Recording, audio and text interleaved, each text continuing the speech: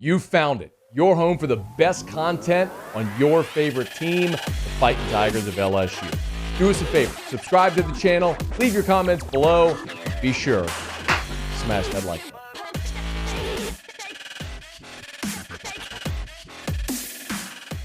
It is, of course, the beginning of the early signing period, so there's a lot of reaction today, as you might imagine. There is some good and there is some bad, as is the case with literally every school, every year, all across the map. You gain prospects, you lose prospects. It's the nature of signing day. And by and large, how you as a person react to news depends on how you're feeling on a day like this. I will say again today what I said when Brian Kelly was hired. And more in particular, whenever Max Johnson announced his transfer and they had that sort of whirlwind day where Johnson transferred out and they lost the commitment of Jake Johnson and DeColdis Crawford. And what I said that day is what I'll say again here today at the beginning of the early signing period, which is the first signing class for any coach is always going to be the weakest. It's just the way the calendar's set up. You come into a new place, you have a very abbreviated period of time to try to get as much out of that class as you possibly can before signing day and to make it all happen. And you're going to lose guys. And the flip side is, though, you're going to gain guys as well. The key is to try to put together quality over quantity in the short term. And I think Brian Kelly's done that. I want to remind you when Brian Kelly was hired and he had his introductory press conference, he was asked about recruiting and kind of the way people ask. I think the question was asked is, are you going to bring guys from Notre Dame, commitments? You're going to recruit Notre Dame commits to LSU, and he kind of flipped it. This is what Brian Kelly said when he was introduced. The most important thing in recruiting is to take care of your base first. So my focus will be on those that have made a decision to come to LSU. So we'll be reaching out to those young men first and foremost. That's the most important thing. So you can be assured that our focus and direction relative to recruiting will be on the young men that have already decided to come to LSU. The focus is going to be on the young men that have already decided to come to LSU. He said it when he was introduced, and he's held true to it now.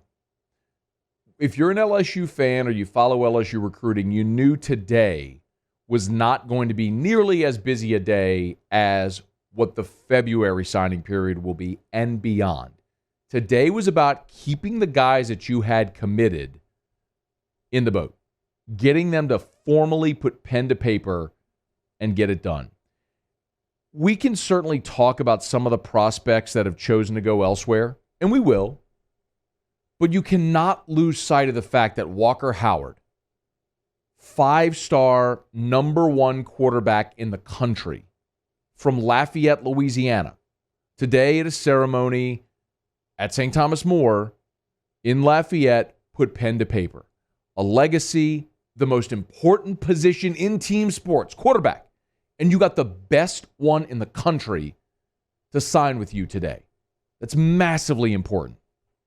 You cannot lose sight of the fact that Will Campbell, the number 1 offensive tackle in the country from Louisiana, who has been committed to you, today put pen to paper and made it official and signed with LSU.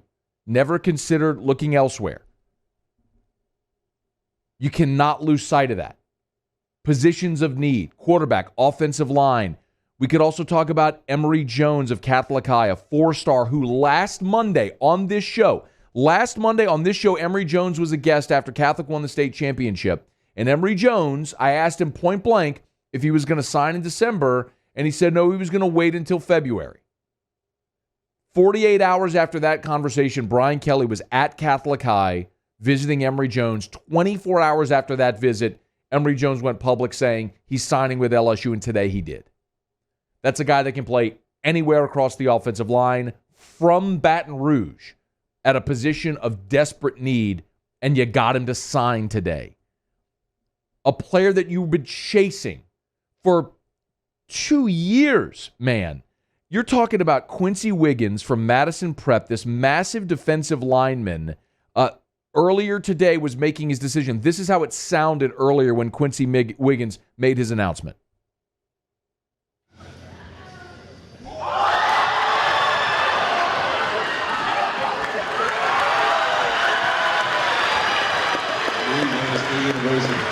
Quincy Wiggins pulled out an Alabama hat out of a bag, threw it to the side, wowing his classmates, and then he pulled out the LSU cap. That is a big 6'6", 270-pound defensive lineman that everybody in the country wanted, and you've been hawking him for 2 years, and Brian Kelly, late in the process with this skeleton staff, got in and closed the deal with Quincy Wiggins. That is a massive get on a day like today. Jacoby Matthews, the 5-star safety out of Ponchatoula, who at one time had been committed, decommitted, and a lot of people were super disappointed thinking that maybe he's going to end up at Alabama or Texas A&M. Well, Jacoby Matthews decides he's going to put off his commitment until February, essentially saying to the LSU staff, I'm giving you a chance to get me to stay home. And yes, there's disappointing parts as well. Jadarian Rim flips to Auburn. Austin Osbury, kid from Baton Rouge, commits to Auburn and signs today. You lost a couple of prospects, no doubt. Shaz Preston picks Alabama today, the number 1 wide receiver in the state of Louisiana, and that happens. It's just, Nick was doing that even in years when there wasn't coaching turnover. So, yeah, that sucks and you hate to see it, but the flip side of it is, less than a week ago, you go offer Ibieta, the kid from Mandeville, and he signs today. Today you offer a week ago Jordan Allen, the defensive back out of Lafayette Christian. Here's how it sounded today at Lafayette Christian when Jordan Allen made his announcement just about 40 minutes ago. Death Valley, I'm a Tiger.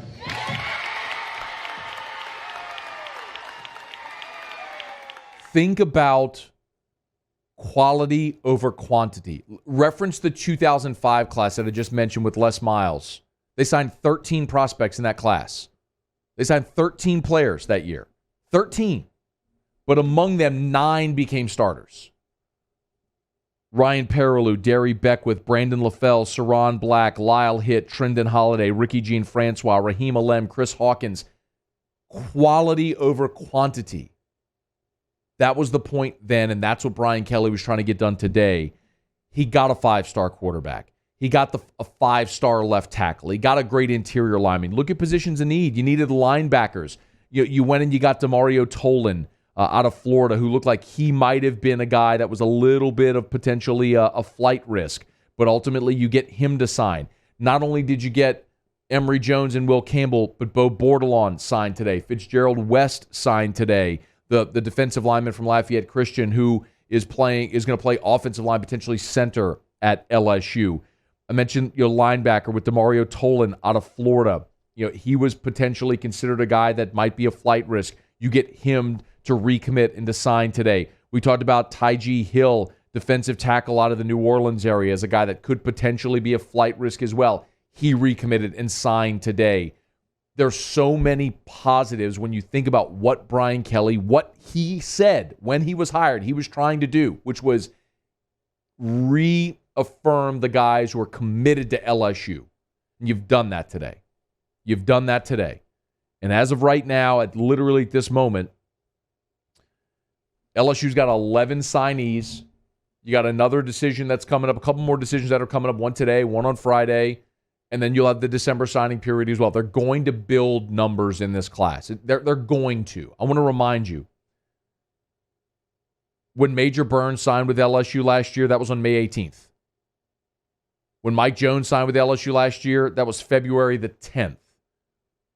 When Joe Burrow signed with LSU, that was May 18th. When LSU lost Lowell Narcisse and Justin McMillan, that was in August. So you're a far ways away from being done with this roster after today. Today was about laying the foundation with the guys you had committed, getting the biggest prospects to make it official, to create that foundation. Now you finish your staff. You make a hard push toward February with a lot of big fish still in the sea, and then you really hit that transfer market, which is going to recycle again after spring when guys leave their current schools. There's a long way to go for this 2022 roster before it's settled, much beyond today. But today was about solidifying that foundation, and I can confidently say Brian Kelly and his staff have done that today. It's a good day. It's a very good day for LSU football. Hey, thanks so much for watching. Please leave your comments. I love to interact. And be sure to hit the red subscribe button below.